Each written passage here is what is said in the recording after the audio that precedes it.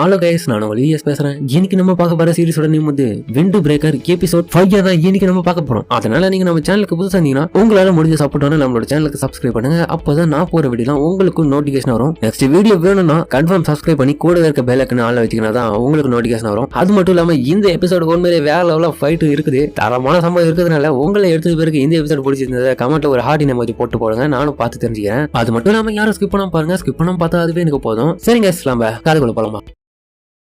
இப்ப ஜோஜியும் இமேமியா உங்களை வரவேற்கிறேன் அப்படின்னு அவனும் சொல்ல, உன்னோட வரவேற்புக்கு ரொம்ப நன்றி, சரி இந்த சைடு வாங்கடா அப்படின்னு சொல்லிட்டு அவன் அந்த இடத்துல ஓடி போயின்னு இருக்கான். அப்ப இவங்கள ஃபாலோ பண்ணி போயின்னு இருக்க ரெண்டாவது கமெண்டர் ஜோகியும், ஜோஜி ஏன் ஓடுற, பொறுமையா போ. அப்ப அந்த இடத்துல ஹீரோவை சுத்தி முத்தியும் பார்க்க அங்க இருக்கிற கடைகள் மொத்தமே இந்த பப்புங்க தான் இருக்குது. என்னடா இங்க இத்தனை பப்புங்க இருக்கு? ஆமாண்டா, இந்த சிசி ஸ்டோரன்ஸ்ல நிறைய பப்ஸ் இருக்கும். ஒன்னும் சொல்ல போனா இந்த டிஸ்ட்ரிக்ட்லயே பிக்கஸ்ட் பப்ஸ் கொண்ட ஏரியானா இந்த டிஸ்ட்ரிக்ட் தான். அது மட்டும் இல்லாம நைட் டைம்ல மட்டும் தான் இந்த இடத்துல எல்லா கடைகளும் தடுத்து வச்சிருப்பாங்க அப்படின்னு சொல்ல, சரி நீங்க எதுக்காக எங்க வந்திருக்க? நாங்க தான் ஒருத்தர் மாதிரி ஒருத்தருக்கு 1vs1 ஃபைட் பண்ண போறோம். ஏன்னா நம்ம இடத்துல சண்டை போடும்போது நானும் தானே உங்க கூட ஃபைட்ல இருந்தேன். அது மட்டும் இல்லாம நான் ஃபியூரில ஒரு மெம்பர் இல்லையா, எனக்கு ஒவ்வொருத்தரையும் ப்ரொடெக்ட் பண்ணணும், அதே போல என்னையும் நான் தற்காத்துக்கணும் ப்ளீஸ்.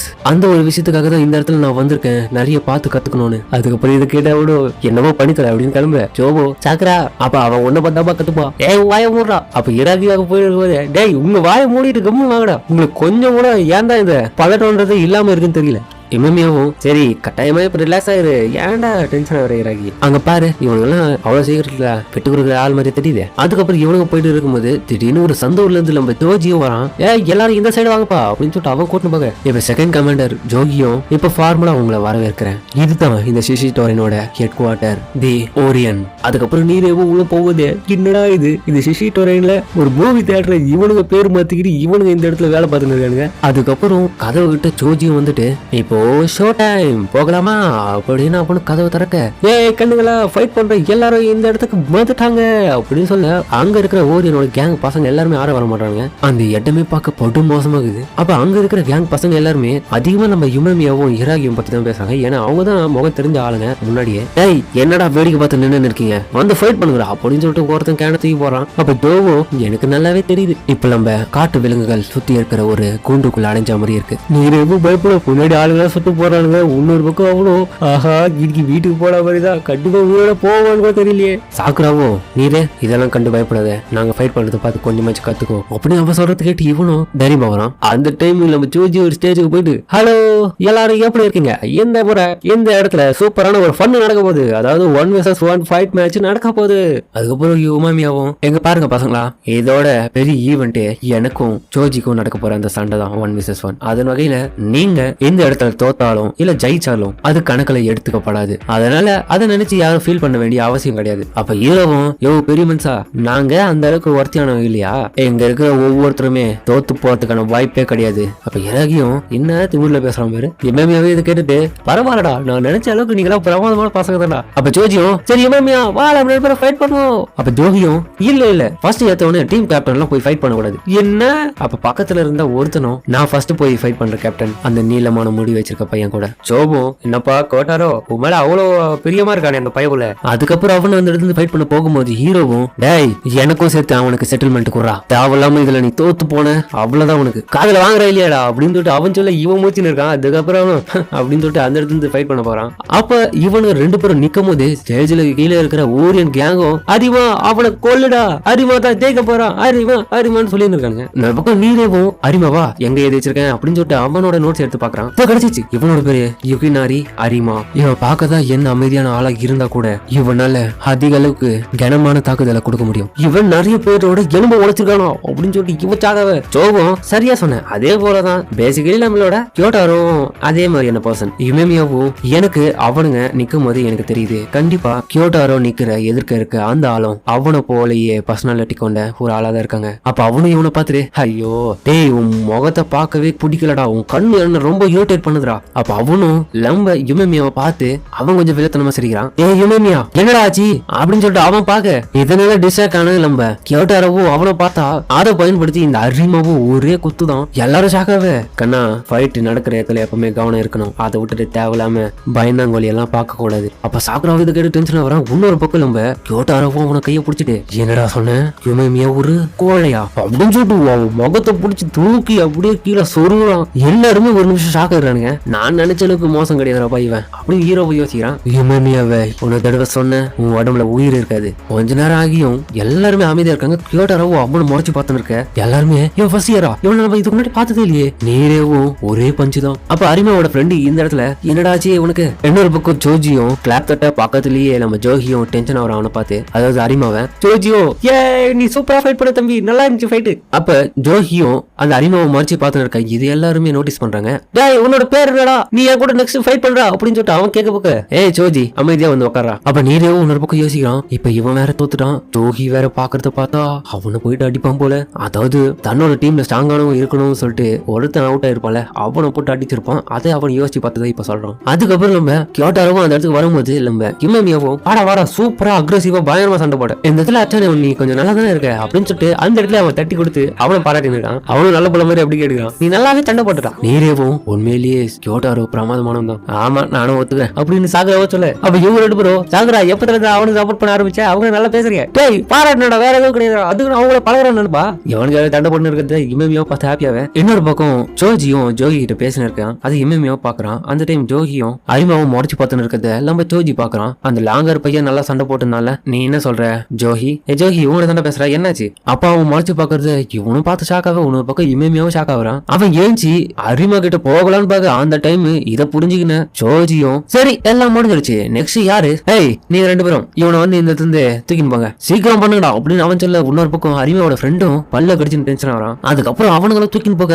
என்ன கணங்க நடக்குது இந்த நாய் சண்டை போறதுக்கு தப்பு இல்ல ஆனா உடம்பு மட்டும் வளர்த்து வச்சுக்குது அப்படின்னு சொல்லிட்டு நம்ம சாக்குற முன்னாடி அந்த உடம்பு கீழே போட்டு போறானுங்க. அதாவது அரிமாவை போறதுக்கு முன்னாடி அவனுங்களும் இந்த நாய் ஒழுங்காவே சண்டை போடல அப்படின்னு சொல்லிட்டு கேட்டி வதிக்கிறானுங்க. இதை நீரவும் பார்த்துட்டு என்னடா அவனுக்கு கேங் பசங்களையே இப்படி கேவலமா நடத்துறானுங்க. அந்த டைம் ஹீரோவும் டேய் ஒரு நிமிஷம் இல்லைங்கடா எதுக்காக இவனை இந்த இடத்துல எங்களுக்கு முன்னாடி போட்டு போறீங்க. அவங்களும் இது கேட்டு டென்ஷனாவே எங்களுக்கு முன்னாடி போட்டு எங்களை அசிங்கப்படுத்தணும்னு பண்ணிட்டு இப்படி பண்றீங்களா அப்படி இல்லைன்னா உங்களோட பவர் என்ன திமிர் என்னன்னு காமிக்கணும்னு சொல்லிட்டு பண்றீங்களா. அவனுங்களும் வந்து திடீர்னு பிரச்சனை பண்ணு நீரவும் போய் போற இடையில. அதுக்கப்புறம் ஜோ சாக்குரா எதுக்காக இதெல்லாம் போய் அவனுக்கிட்ட கேட்டுன்னு இருக்க இதெல்லாம் சின்ன குழந்தைங்கடா இதன்கிட்ட போய் நீ ஏன் பிரச்சனை பண்ணின்னு இருக்க. அப்போ ஒருத்தனும் இவனோட சட்டையை பிடிச்சிட்டு என்ன நான் குழந்தைங்களா டேய் நீ வந்திருக்கிறது என்னோட இடம் அப்படின்னு அவன் மிரட்ட நீரவும் பேசி தீர்த்துக்கலாம். அந்த டைம் ஜோஜியும் டேய் இங்க எங்களை தவிர எவனும் ஆடக்கூடாது அவன் ஒன்னும் உன்னோட ஆப்பனன்ட் கிடையாது அதனால மரியாதை இந்த இடத்துல இருந்து போறியா அப்படி இல்லனா அப்படின்னு இவன் முறைக்க சரி போயிடும்டா அப்படின்னு சொல்லிட்டு அவனுக்கு பயந்து அந்த இடத்துல கிளம்புறானுங்க. சரி அடுத்தது யாரு அடுத்தது நான் போறேன் அப்படின்னு சாகராவ சொல்ல. ஜோவோ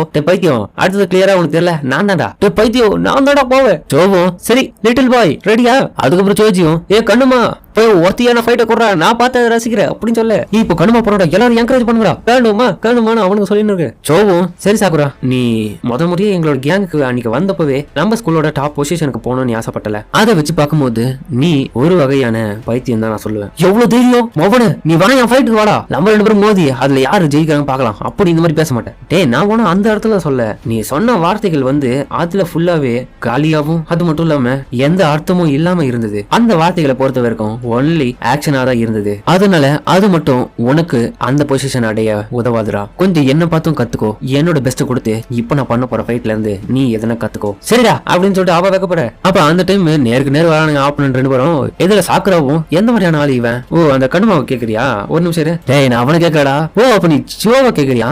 ஆமா அவன் அவனோட மிடில் ஸ்கூல் லைஃப்ல ஒரு ஃபேமஸான ஸ்ட்ராங்கான ஆளா இருந்தான். அதான்டா எதனால அது ஏன்னு தெரியல ஆனா பட் அவனோட லுக்க பார்க்கும் போதே நமக்கு தெரியும் அவன் ஒரு ஸ்ட்ராங்கான பர்சன். அது மட்டும் இல்லாம அவனுக்குன்னு தனியா இந்த சூடோ கதைகளும் உண்டு. இது உண்மையாவா. அந்த டைம் இராகியும் எனக்கும் இவனை பத்தி எந்த விதமான டீட்டெயிலும் அவ்வளவு தெரியாது ஆனா இவன் பார்க்கவே கொஞ்சம் அமைதியா இருப்பான். பட் மிடில் ஸ்கூல் லைஃப்ல டிஃபரெண்டா இருந்திருக்கான்றீங்க.